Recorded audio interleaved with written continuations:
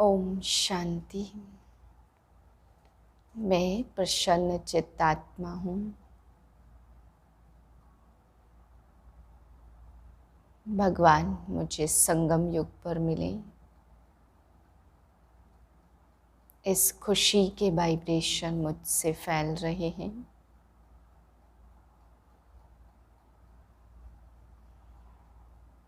सर्वशक्तिमान मेरा साथी है।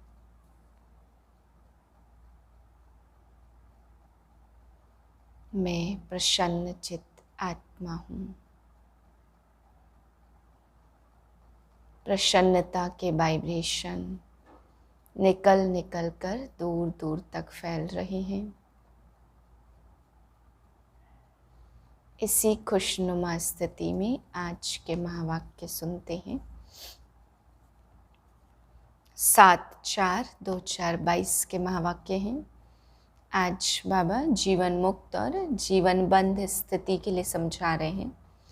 बाबा कहते बच्चे, जितना तुम विकारों की जंजीरों में फंसते उतना जीवन बंधन में चला जाता है।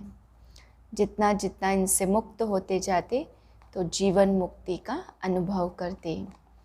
फिर बाबा समझा रहे, तुमने ही सुख भोगा, आधा कल्प तुम सुखी थे, अभी तुम सुख से दुख में आए, अब फिर से बाप तुम्हें सुख देने के लिए आए हुए हैं। तो बाबा कहते, सुख में चलने के लिए अपने दिल दर्पण में देखो कि मैं कितना लायक बना हूँ, कितने मेरे अभी पाप है, क्या मैं नारायण को वरने लायक हूँ, क्या मैं नारायण तक पहुँचने वाली आत्मा हूँ। तो बाबा कहते, अपने दर्पण में देखो कि मेरा पुरुषार्थ कैसा है। फिर बाबा समझा रहे, जब मैं आता हूँ तो सभी आत्माओं को वापस ले जाता हूँ। वैसे तो मेरा नाम शिव है, परंतु सभी आत्माओं को लेने के लिए आता हूँ तो मेरा नाम महाकाल भी रख देते। फिर बाबा समझा रहे कि कन्याओं का बाप कितना मान रखते हैं। बाप को नाम भी दिया कन्हैया। बाकी बाबा कहते इस दुनिया में भी कन्या को तो इतना मान नहीं देते। विलायत में कन्या पैदा होती तो खुशी मनाते हैं, यहाँ कन्या हो जाती तो खटिया उल्टी कर देते हैं। इतना बाबा ने कहा मान नहीं देते, परंतु फिर से मैं आकर तुम माताओं को मर्तबा देता हूँ। मीठे बच्चे, इस कलयुग में सब रावण की जंजीरों में बंधे हुए हैं। जीवन बंध है, उन्हें जीवन मुक्त बनाना है। प्रश्न, कौन सा वर्षा आप ब्राह्मणों के साथ साथ सभी मनुष्यात्माओं को भी मिलता? उत्तर, जीवन मुक्त बनने का वर्षा सभी को मिलता है। तुम ब्रह्मा की औलाद ब्राह्मण बनते हो, इसलिए तुम्हें 21 जन्मों के लिए जीवन मुक्ति का वर्षा मिलता। बाकी सबको अपने अपने धर्म में पहले पहले जीवन मुक्ति अर्थात सुख फिर दुख मिलता है। हर एक आधा समय सुख और आधा समय दुख भोगते हैं। बाकी हर एक स्वर्ग के सुख भोग नहीं सकते। उसके लिए तो ब्राह्मण बनना पड़े, पाठशाला में शिक्षा लेनी पड़े, माया पर विजयी बनना पड़े। गीत है, मुखड़ा देख ले प्राणी जरा दर्पण में। ओम शांति। यह किसने कहा? अपने दिल रूपी दर्पण में देखो कि कितने पाप हैं, कितने पुण्य हैं। अर्थात 5 विकारों पर किसकी जीत पहनी है। हम लायक बने हैं श्री नारायण को वरने, क्योंकि जीवन मुक्ति व स्वर्ग के मालिक तो राजा रानी भी बनते, प्रजा भी बनती। तो दर्पण में अपने को देखना है कि माँ बाप जितनी सेवा हम कर सकते हैं। यह सिर्फ तुम ब्राह्मण ही जानते हो कि यह कलयुग है और सब जीवन बंध में है, एक भी जीवन मुक्ति में नहीं है। तुम भी जीवन बंध में थे। अभी जीवन मुक्ति पाने के लिए बाप पुरुषार्थ कराते। बाप ने समझाया, इस समय सब मनुष्य मात्र जीवन बंध में है, क्योंकि है ही कलयुग। रावण की जंजीरों में बंधे हुए हैं। कलयुग है जीवन बंध और सतयुग है जीवन मुक्त। राम राज्य में यथा राजा रानी तथा प्रजा सब जीवन मुक्त है। रावण राज्य में जीवन बंध है। यथा राजा रानी तथा प्रजा सतो प्रधान शुरू होता है सतयुग में, क्योंकि रावण राज्य ही नहीं है, कलयुग में रावण राज्य है। सारी पृथ्वी पर जीवन बंध राज्य है। पहले सब मुक्ति में जाएंगे, फिर जीवन मुक्ति में नंबरवार धर्म अनुसार आएंगे। ऐसे नहीं कि सतयुग में नहीं आते तो जीवन मुक्त नहीं कहला सकते। पहले पहले जो आते वह जीवन मुक्ति में है। हर चीज़ नई से पुरानी और पुरानी से नई बनती है। इस समय साधु संत आदि सब जीवन बंध में है ही कलयुग। जब तक बाप न आए उनको बाबा कहा जाता। फिर महाकाल कहो या कोई भी नाम रखो, असुल नाम है शिव बाबा। बाबा बाबा कहते ही रहते, गॉड फादर परमपिता परमात्मा कहते। बाप समझाते, मैं आकर बच्चों को मुक्ति जीवन मुक्ति दोनों देता हूँ। पहले पहले जो भी आएंगे जरूर सुख में आएंगे, पीछे दुख में आना है। आया थोड़ा सुख पाया और मरा, उसका ड्रामा में इतना ही पार्ट है। माया के बंधन से मुक्त हो पहले सुख में उतरेंगे और फिर दुख में आएंगे। इस समय सब जड़ जड़ी भूत अवस्था को पाए हुए हैं। अपना सुख और दुख का पार्ट बचाए सब मुक्ति और जीवन मुक्ति धाम में आएंगे। मुक्ति है ही वाया, जाएंगे फिर आएंगे जरूर। ऐसे नहीं कि राजा इस समय नहीं है। जनक को भी जीवन मुक्ति मिली थी, वह भी पिछाड़ी में आकर ज्ञान लेंगे जरूर। जीवन मुक्ति तो तुमको मिलती नंबरवार पुरुषार्थ अनुसार, और जो सब धर्म है उनके लिए कहेंगे नंबरवार पुरुषार्थ अनुसार। और धर्म अनुसार जो देवी देवता धर्म वाले और धर्म में चले गए वह सब निकल आएंगे। यूं तो सब ब्रह्मा की औलाद है, परंतु ब्राह्मण सब नहीं बनेंगे। जो ब्राह्मण बनते उनके लिए 21 जन्म जीवन मुक्त कहा जाता। राजगद्दी पर बैठे तो राजयोग सीखना पड़े। बरोबर हम शिव बाबा के बच्चे हैं तो बाप से वर्षा जरूर लेना है। पत्र भी लिखते बाबा, रावण का भूत सताता है। कभी काम का कभी क्रोध का हल्का नशा आ जाता। बाप कहते इन पर विजय पानी है, यह तुम्हारी लड़ाई है ही योग बल की। तुम याद करेंगे माया तुम्हारा बुद्धि योग तोड़ देगी। सभी चाहते हमको मुक्ति मिले, इसका मतलब यह नहीं कि सब स्वर्ग में आएंगे। शांति तो सबको मिल जाती, 4500 वर्ष अथवा 4500 वर्ष शांति में रहते हैं। फिर उनका पार्ट ही ऐसा, हम फिर सुख और शांति दोनों में रहते।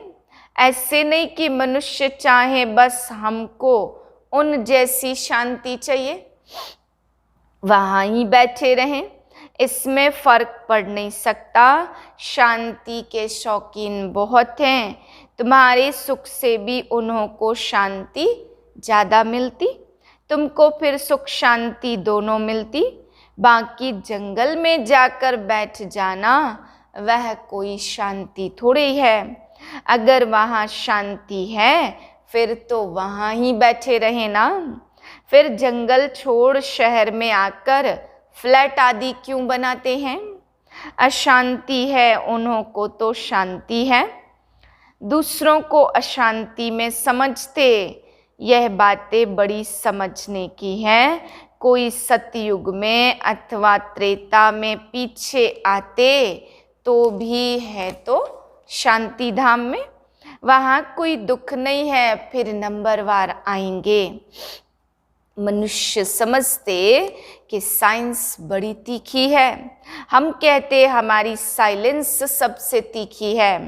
बाबा की याद से ताकत मिलती, वह साइंस की ताकत से चंद्रमा में जाने का पुरुषार्थ करते। तुम तो 1 सेकंड में सूर्य चांद से ऊपर चले जाते। मूल वतन सूक्ष्म वतन से ऊपर तो कुछ भी है नहीं। सूर्य चांद से मूल वतन सूक्ष्म वतन बहुत दूर है, किसको मालूम नहीं पड़ सकता। यह सब है डिटेल की बातें। सूर्यवंशी राजा रानी बनने की तकदीर नहीं है तो कुछ समझ नहीं सकते, ना किसको समझा सकते। कोई ऐसे कह न सके कि मुक्ति जीवन मुक्ति का ज्ञान मेरे में है। जनक का मिसाल सभी को जेल में डाल दिया। इस समय रावण ने सबको जेल में डाल दिया है, राम आकर के सबको छुड़ाते। बाप द्वारा तुम निमित्त बने हो सबको रावण के चंबे से छुड़ाकर जीवन मुक्त बनाने के लिए। तुम्हारा नाम बाला है शिव शक्ति सेना।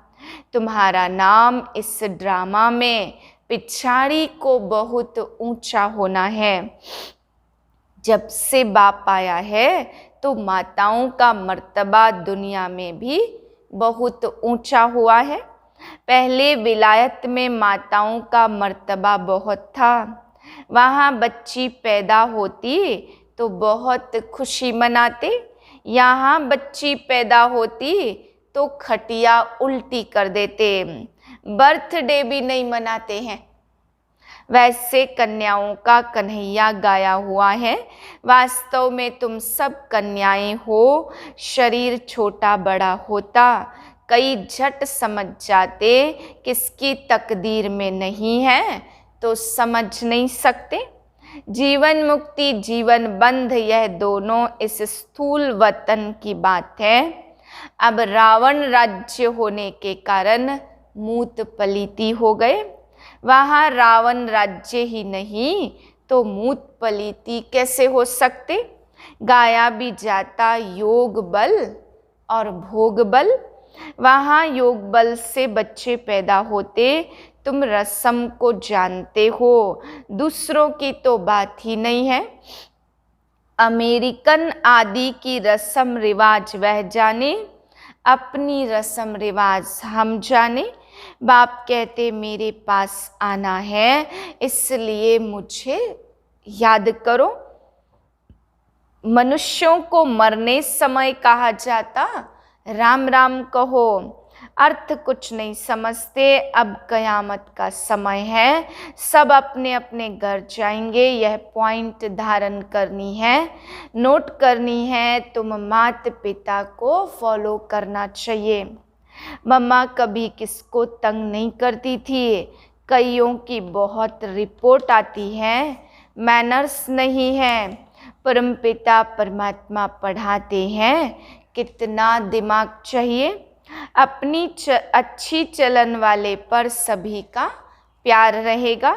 कोई तो बड़ा तंग करते हैं, अपने आप को ही चमाट मारते, पद भ्रष्ट करते। गाया भी जाता हिंदू लोगों ने अपने आप को चमाट मारी है। ईश्वर जो राज्य भाग्य देता उनको सर्वव्यापी कह देते। यह अपने को चमाट मारी है, तब यह हाल हुआ है। शास्त्रों में दिखाया कि भगवान कहते कि मैं सर्वव्यापी हूँ, परंतु भगवान खुद कहते मैं कोई तुम्हारे जैसा थोड़े हूँ जो अपने को चमाट मारूंगा। क्या मैं कुत्ते बिल्ली में हूँ? बाप कहते तुमने मेरी कितनी गुलामी की है। यह भी ड्रामा, फिर भी ऐसे होगा। अच्छा, मीठे मीठे सिकिलधे बच्चों प्रति माता पिता बाप दादा का याद प्यार, गुड मॉर्निंग। रूहानी बाप की रूहानी बच्चों को नमस्ते। हम रूहानी बच्चों की रूहानी बाप को नमस्ते। धारणा के लिए पहली पॉइंट, कोई भी उल्टी चलन नहीं चलनी है, अच्छे गुण धारण करने हैं, माता पिता को फॉलो करना है। दूसरी पॉइंट, योग बल से काम क्रोध के हल्के नशे को भी समाप्त करना है। निमित्त बन सबको रावण की जंजीरों से छुड़ाने की सेवा करनी है। वरदान है, क्या क्यों ऐसे और वैसे के सभी प्रश्नों से पार रहने वाले सदा प्रसन्न चित्त भव। जो प्रसन्न चित्त आत्माएं हैं वे स्व के संबंध में व सर्व के संबंध में व प्रकृति के संबंध में किसी भी समय किसी भी बात में संकल्प मात्र भी क्वेश्चन नहीं उठाएंगी। यह ऐसा क्यों व यह क्या हो रहा है, ऐसा भी होता है क्या। प्रसन्न चित्त आत्मा के संकल्प में हर कर्म को करते देखते सुनते सोचते यही रहता है कि जो हो रहा है वह मेरे लिए अच्छा है और सदा अच्छा ही होना है। वे कभी क्या क्यों ऐसा वैसा इन प्रश्नों की उलझन में नहीं जाते। स्लोगन है, स्वयं को मेहमान समझकर हर कर्म करो तो महान और महिमा योग्य बन जाएंगे। ओम।